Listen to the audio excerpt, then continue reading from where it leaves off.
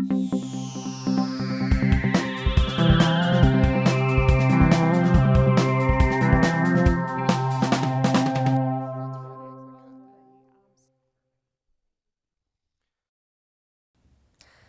watching Seed Saving Videos, brought to you by the Spokane County Library District.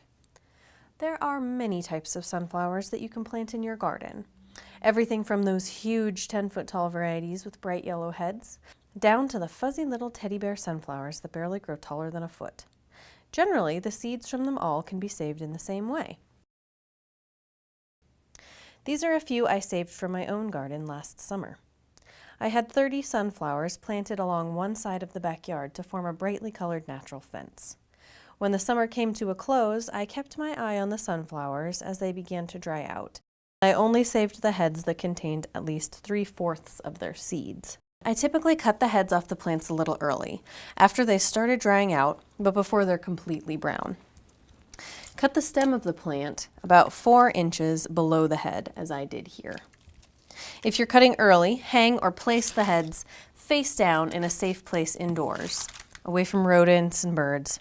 I put mine in the garage on a grill grate to allow enough airflow around the seeds to keep them from molding. Once the seed head is dry, you can remove the seeds from it with your fingers, with the palm of your hand, or with a simple tool such as this fork to get in there and pry them loose. Then collect the seeds in a brown paper bag would be best and store in a cool, dry location.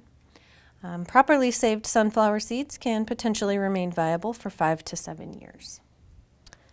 You'll find engaging and free classes, programs, and events at our libraries when you visit www.scld.org.